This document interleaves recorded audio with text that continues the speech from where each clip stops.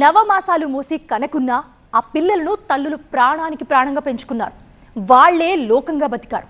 అలాంటిది వాళ్ళ దగ్గర నుంచి పిల్లల్ని దూరం చేస్తే వాళ్ళ వేదన ఏ స్థాయిలో ఉంటుంది? ఇటు అమ్మ పొత్తిళ్లకు దూరమైన పసికూనలు దళారుల చేతిలో అంగడి సరుకుగా మారారు.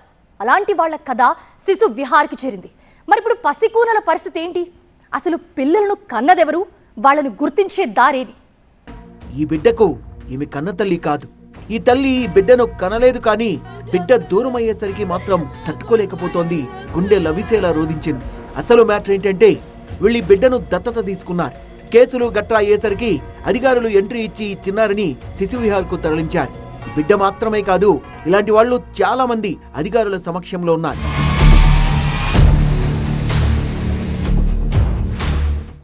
అమ్మ ఒడికి దూరమై చేరదీసిన బంధాలకు నోచుకోక బ్రోకర్ల చేతిలో అంగడి సరుకుగా మారిపోయారు. ఇప్పుడు ఎటూ కాకుండా పోయారు. అనాథలుగా పిక్కుపిక్కుమంటూ కాలం వెళ్లదీస్తున్నారు. ఏలూరు జిల్లా ముదినేపల్లి మండలం అన్నవరం గ్రామానికి చెందిన ఈ దంపతులు సంతానం కోసం మెట్లెక్కని ఆలయం అంటూ లేదు, మొక్కని దేవుడు లేడు. హాస్పిటల్ల చుట్టూ తిరిగారు, ఫెర్టిలిటీ సెంటర్లు కూడా ఆశ్రయించారు. కానీ ఫలితం లేకపోవడంతో ఓ బాబును దత్తత తీసుకోవాలనుకున్నారు. గోపి, బిరాకుమారి, చిన్ని, రెడ్డమ్మల్ని సంప్రదించారు. వాళ్ళు ఫరీనా అనే మహిళ దగ్గర బిడ్డను కొనుగోలు చేసి 3 లక్షల రూపాయలకు వీళ్ళకి అమ్మేశారు. అప్పటి నుంచి బిడ్డను ప్రేమగా చూసుకుంటూ వచ్చారు. కట్ చేస్తే గోపి గ్యాంగ్ మాధురి అనే మహిళ సాయంతో మరో బిడ్డను 30,000 రూపాయలకు వేరే దంపతులకు విక్రయించారు. కొద్ది రోజులు గడిచాక ఈ మ్యాటర్ కాస్త శిశు సంక్షేమ అధికారుల చెవిన పడింది. దీంతో నిజంగానే దత్తత తీసుకున్నారా, లేక అన్యాయంగా ఎత్తుకొచ్చి ఎవరైనా అంటగట్టేశారా అన్న కోణంలో ఆరాదీశారు. ఫైనల్ గా చట్ట విరుద్ధంగా విక్రయాలు జరిగాయని నిర్ధారణకొచ్చి బాబు, పాపను శిశు విహార్కి తరలించారు. ఈ ఇద్దరు 1.5 years ఉన్న వయసు కలిగిన పిల్లలిద్దరినీ కూడా శిశుగృహ ఏలూరులో అడ్మిట్ చేయటం జరిగింది. ఏలూరులోని ఒక ప్రైవేట్ హాస్పిటల్లో ఆ బాబు పుట్టడము, ఆ బాబు తాలూకా తల్లి తనకు వద్దు అనుకుని బాబుని వదిలేసి వెళ్తే అక్కడ పనిచేసే నర్సు ఈ బాబుని ఎవరికన్నా కావాలి దత్తత ఇచ్చేస్తామని చెప్పి ఇవ్వటము, ఆవిడ సహాయం చేస్తున్ననే ధోరణిలో ఇస్తూ ఒక 30,000 రూపాయలు తీసుకోవటము జరిగిందనేది తెలిసింది. ఒక 8 మంది మీడియేటర్స్ ఒకరి తర్వాత ఒకళ్ళు కనెక్ట్ అయ్యి ఎక్కడి నుంచి తీసుకువచ్చారో తెలియని ఒక పసిపాపని ఇంకొక దంపతులకి ఇవ్వటం జరిగింది. ఆ పాప తాలూకా సొంత తల్లిదండ్రులు ఎవరు అనేది కూడా ఇంకా ట్రేస్ అవ్వలేదు. పెంపుడు తల్లులకి పిల్లలు దూరమయ్యారు, కానీ వీళ్ళ అసలు తల్లులు ఎవరు అన్నది ఇప్పటికీ తెలియలేదు.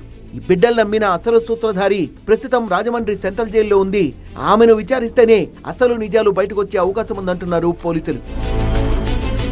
ఫరీనా అనే ఒక ఆమె ద్వారా ఈ బిడ్డను తీసుకొచ్చి అప్పచెప్పినట్టు ఆ ఫరీనాకి వీళ్ళు 2,80,000 ప్లస్ పైన ఖర్చుల కింద ఒక 20,000 3 లక్షల రూపాయలు ఇచ్చినట్లుగా ఒప్పుదలను చెప్పడంతో ఈ కేసు నమోదు చేసాం. దర్యాప్తులో భాగంగా ఈ విషయాలన్నీ తేలి ఇంకా సమగ్రంగా దర్యాప్తు చేస్తున్నాం. ఇంకెంతమంది పిల్లల్ని తీసుకొచ్చారు ఏంటని. ఇదే క్రమంలో ఈ ఇంకొక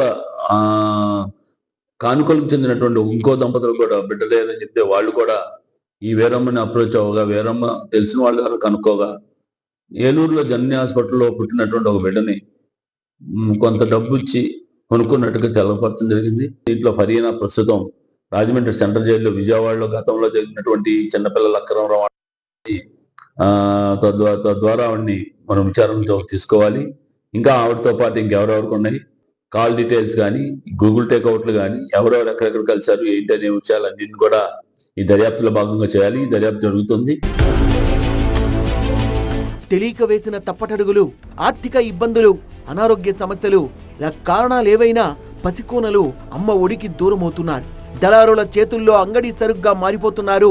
ఆడ మగ కొనేవారి స్తోమత అవకాశానికి తగ్గట్టుగా మార్కెట్లో అమ్మేస్తున్నారు. పోలీసులకు పట్టుబడ్డ సందర్భాల్లో ఆ చిన్నారుల్ని శిశు విహార్కు తరలిస్తున్నారు.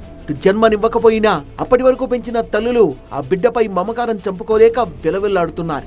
అటు కన్నవాళ్లు, ఇటు పెంచుకుందామని దగ్గరకు తీసుకున్న బంధాలు దూరమై పిల్లలేమో అనాథల్లా మారుతున్నారు. ఈ పసికూనల్ని చూస్తుంటే గుండెలు తరుక్కుపోతున్నాయి. అమ్మ ఒడిలో హాయిగా నిద్రపోతూ ఎగిరి గంతులేస్తూ గోరుముద్దల్ని తినాల్సిన పిల్లలు అన్నింటికీ దూరమై ఇలా దీన చూపులు చూస్తుండడం హృదయాలు ద్రవించేలా చేస్తున్నాయి. పిల్లలకు అసలు తల్లిదండ్రులు ఎవరో తెలిసే అవకాశం ఉందా? పిల్లల్ని విక్రయించిన వాళ్ళ దగ్గరైనా వివరాలున్నాయా? పోలీసుల విచారణలో అయినా అసలు విషయం బయటకొస్తుందా? లేదంటే ఈ పిల్లల పరిస్థితి ఏంటి? ఈ పెంపుడు తల్లుల కన్నీటి వ్యధకు ఎలా ఫుల్ స్టాప్ పడుతుందో చూడాలి మరి.